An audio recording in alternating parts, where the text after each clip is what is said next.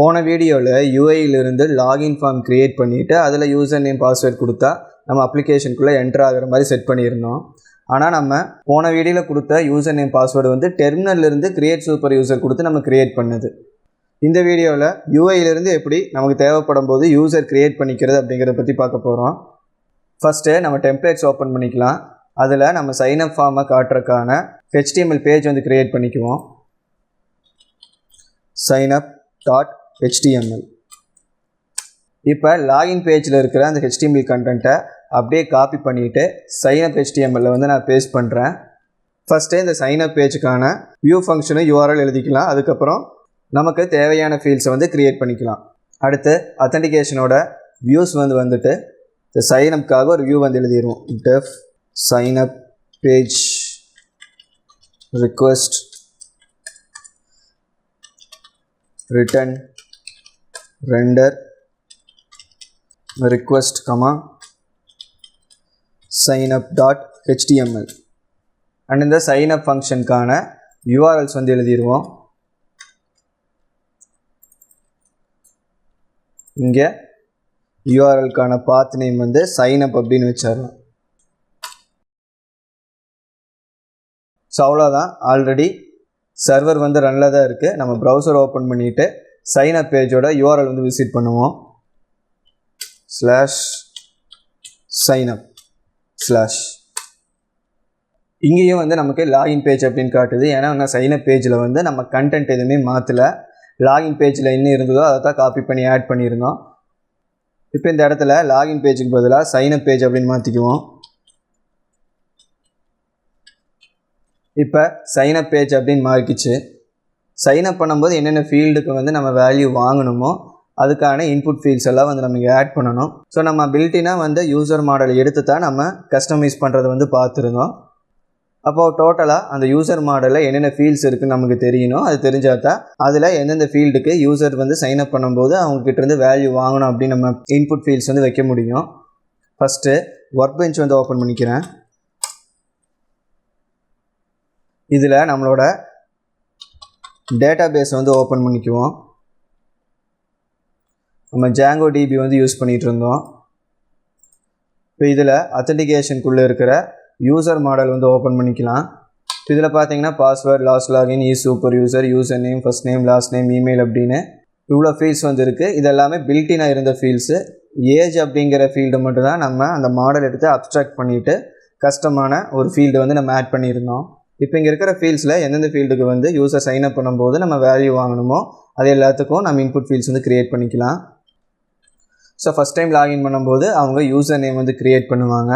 அதே மாதிரி அந்த யூசர் நேமுக்கான ஒரு பாஸ்வேர்டு வந்து க்ரியேட் பண்ணுவாங்க. அதுக்கப்புறம் யூசரோட ஃபஸ்ட் நேம், லாஸ்ட் நேம் வந்து வாங்கணும். இப்போ அதுக்கான இன்புட் ஃபீல்ட்ஸ் வந்து க்ரியேட் பண்ணிக்குவோம். டெர்மினலை க்ளோஸ் பண்ணிக்கலாம். இப்போ ஆல்ரெடி யூசர் நேம், பாஸ்வேர்டு வந்து இருக்குது. ஸோ ஃபஸ்ட் நேமும் வந்து இதே மாதிரி ஒரு டெக்ஸ்ட் ஃபீல்டு தான் வந்து வரும். அதனால் யூசர் நேமையே நான் எடுத்து காப்பி பண்ணி பேஸ்ட் பண்ணிக்கிறேன். இப்போ இங்கே ஃபஸ்ட் நேம் அப்படின்னு வச்சுருவோம். அதே மாதிரி இந்த இன்புட் ஃபீல்டோட நேமுக்கும் நம்ம வேல்யூ வந்து மாற்றணும். First name. இது அப்படியே வந்து டூப்ளிகேட் எடுத்துகிட்டு லாஸ்ட் நேமுக்காக மாற்றிடுவோம். Last name. இந்த இன்புட் ஃபீல்டோட நேம் ஆட்ரிபியூட்டோட வேல்யூவும் லாஸ்ட் நேம் அப்படின்னு மாற்றிக்கலாம். ஸோ அடுத்ததாக இமெயில் அட்ரஸ் வந்து வேணும்.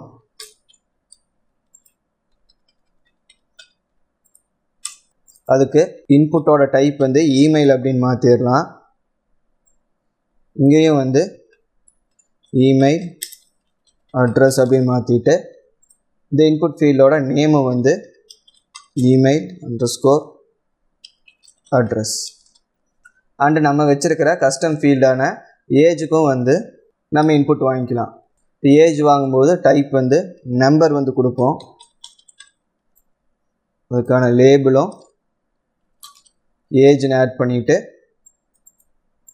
நேம் ஆட்ரிபியூட்டுக்கும் ஏஜ் அப்படின்னு வேல்யூ மாற்றிக்கலாம். ஸோ இப்போ ப்ரௌசர் போயிட்டு ரெஃப்ரெஷ் பண்ணிடுவோம். இப்போ நம்ம ஆட் பண்ண எல்லா ஃபீல்டுமே வந்து இங்கே வந்திருக்கு. இப்போ புது யூசர் வந்து ஒருத்தங்க க்ரியேட் பண்ணுறாங்க அப்படின்னா இருக்கிற எல்லா ஃபீல்டுக்குமே கண்டிப்பாக வந்து வேல்யூஸ் என்டர் பண்ணால் மட்டும்தான் இந்த சப்மிட் பட்டனே வந்து ஒர்க் ஆகணும். ஸோ அதை நம்ம பண்ணணும் அப்படிங்கும்போது ஒவ்வொரு HTML ஃபீல்டுக்கும் வந்து என்ன பண்ணலான்னா ரிக்வயர்டு அப்படிங்கிற ஆட்ரிபியூட்டை வந்து ஆட் பண்ணி விடலாம். இந்த ரிக்வயர்டு ஆட்ரிபியூட்டை நம்ம ஆட் பண்ணியிருந்தோம் அப்படின்னா கண்டிப்பாக அவங்க டேட்டா எல்லா ஃபீல்டுக்குமே என்ட்ரு பண்ணால் மட்டும்தான் அவங்க சப்மிட் பண்ண முடியும். ரிக்வயர்ட். ஸோ இதை காப்பி பண்ணி நம்ம எல்லா இன்புட் ஃபீல்டுக்கும் ஆட் பண்ணிடுவோம்.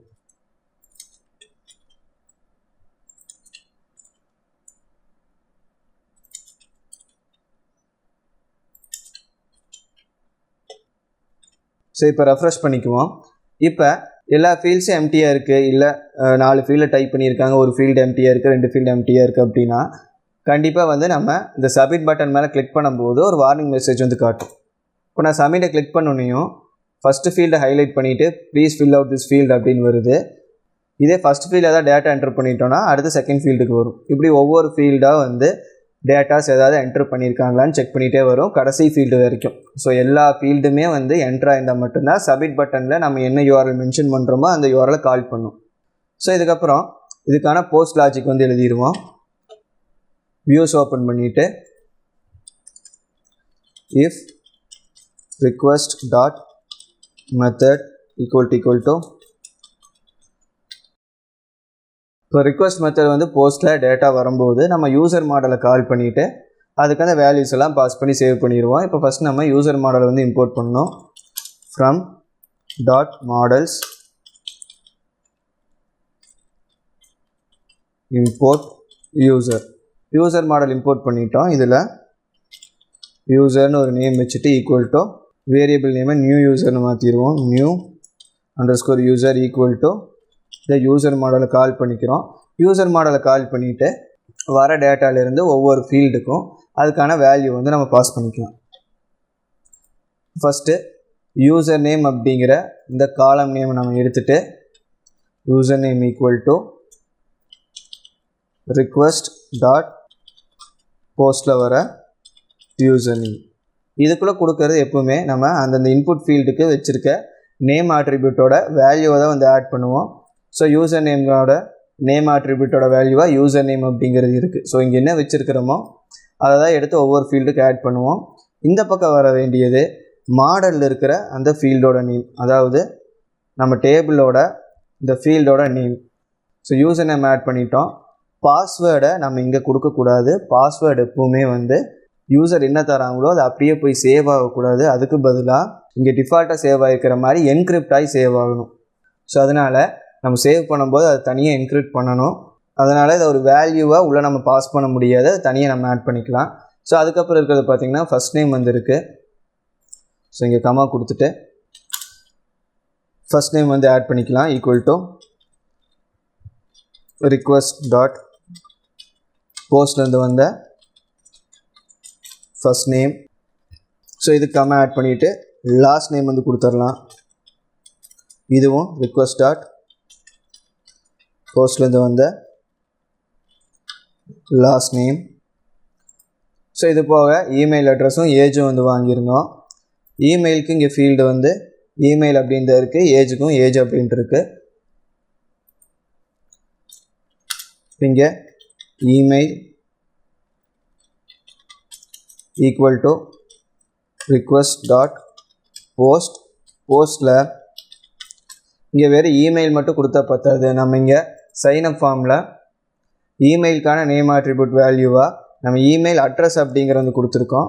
ஸோ இங்கே இருக்கிற நேம் யூஸ் பண்ண அப்படிங்கிறதுனால இதில் இமெயில் அட்ரஸ் அப்படிங்கிறது வந்து கொடுத்துருக்கணும்.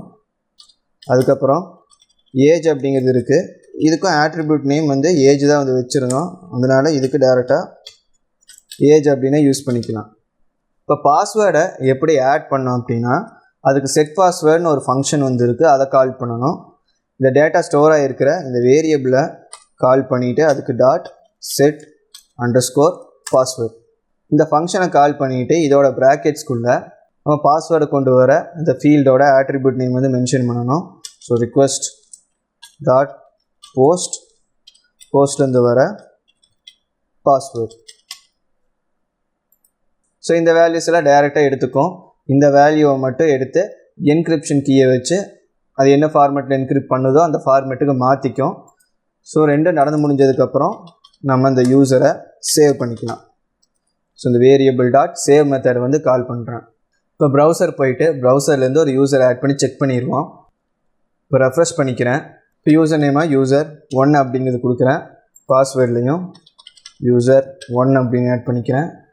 ஃபர்ஸ்ட் நேம் user, லாஸ்ட் நேமில் 1, இமெயில் அட்ரஸ் user1@gmail.com, ஏஜ் 20 அப்படின்னு வைக்கிறேன்.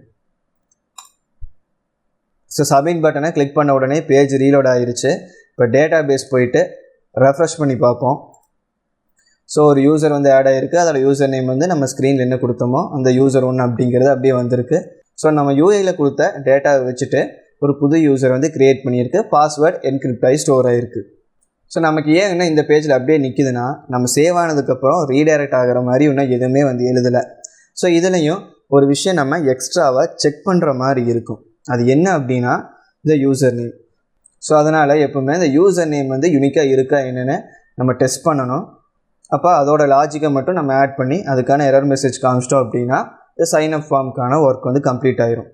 ஸோ அடுத்து கோடு வந்துட்டு ஸோ இங்கே ஃபஸ்ட்டு இந்த மெத்தட் போஸ்ட்டாக இருக்கும்போது என்ன பண்ணுறோன்னா, ஸ்டார்டிங்லேயே அந்த யூசர் ஆல்ரெடி இருக்காங்களே இல்லையான்னு டெஸ்ட் பண்ணிக்கணும். ஸோ வேறு ஒருத்தர் அதே யூசர் நேம் வச்சுருந்தாங்க அப்படின்னா எரர் மெசேஜ் காட்டணும். இப்போ யூசர் செக் அப்படின்னு ஒரு வேரியபிள் நேம் கொடுத்துட்றேன். இதில் ஈக்குவல் டு யூசர் மாடலை கால் பண்ணிக்கலாம். User model dot objects dot filter, ஃபில்டரில் யூசர் நேம் அப்படிங்கிற ஃபீல்டில் இந்த ரிக்வஸ்ட் டாட் போஸ்ட்லேருந்து யூசர் நேமை பாஸ் பண்ணிடலாம். ஸோ மேட்ச்டு டேட்டா இருந்துச்சுன்னா நமக்கு அந்த ஃபில்டராக ரிட்டர்ன் பண்ணுறதுல அந்த லிஸ்ட்டுக்குள்ளே மினிமம் ஒரு வேல்யூ இருக்கும். ஸோ மேட்சிங் டேட்டா இல்லை அப்படிங்கும்போது நமக்கு ஒரு எம்டி லிஸ்ட்டு வரும். ஸோ நம்ம செக் பண்ணி பார்த்துருவோம். பிரிண்ட்டில் யூசர் செக்கை பிரிண்ட் பண்ணிடுவோம். இப்போ இந்த சேவ் கமாண்டை நான் ஆஃப் பண்ணி வச்சிட்றேன். இப்போ யூஐ போயிட்டு ரெஃப்ரெஷ் பண்ணிடுவோம். இப்போ என்னோட ஆல்ரெடி இருக்கிற யூசர் நேம் கொடுத்துட்டு சம் டேட்டா என்டர் பண்ணிவிட்டு நான் சப்மிட் பண்ணுறேன்.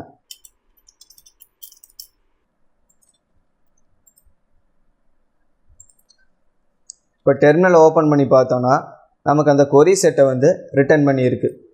இப்போ அந்த லிஸ்ட்டுக்குள்ளே அந்த யூசர் இருக்குது. ஸோ இதுவே நம்ம ரெஃப்ரெஷ் பண்ணிவிட்டு இல்லாத ஒரு யூசர் நேமை டைப் பண்ணிவிட்டு மற்ற ஃபீல்ட்ஸ்க்கும் டேட்டா ஃபில் பண்ணி சப்மிட் பண்ணோன்னா நமக்கு டெர்மினலில் வர கொரி செட் எம்டியாக வரும். ஸோ எம்டி லிஸ்ட்டு வந்திருக்கு. ஸோ இதை பேஸ் பண்ணி நம்ம புது யூசர் சேவ் பண்ணணுமா இல்லை எரர் மெசேஜ் காட்டணுமா அப்படிங்கிற லாஜிக் எழுதிக்கலாம். இப்போ டெர்மினலை க்ளோஸ் பண்ணிடலாம். இப்போ இந்த இடத்துல இந்த பிரிண்ட்டை ரிமூவ் பண்ணிவிட்டு நம்ம கண்டிஷன் எழுதுவோம். இஃப் யூசர் செக் அதோட லென்த்தை எடுத்துக்குவோம். Length of user check greater than 0 இருந்துச்சு அப்படின்னா நம்ம ஸ்க்ரீனில் ஒரு எரர் மெசேஜ் காட்டணும். அதே எல்ஸாக இருந்துச்சுன்னா மட்டும் நம்ம புது யூசராக சேவ் பண்ணிக்கலாம். அப்போ இது ரிட்டர்ன் பண்ணுற அந்த லிஸ்ட்டோட லென்த்து கிரேட்டர் தென் 0 இருந்துச்சுன்னா அப்போ மேட்சிங் டேட்டா வந்திருக்கும். அதனால் நம்ம எரர் மெசேஜ் காட்டணும்.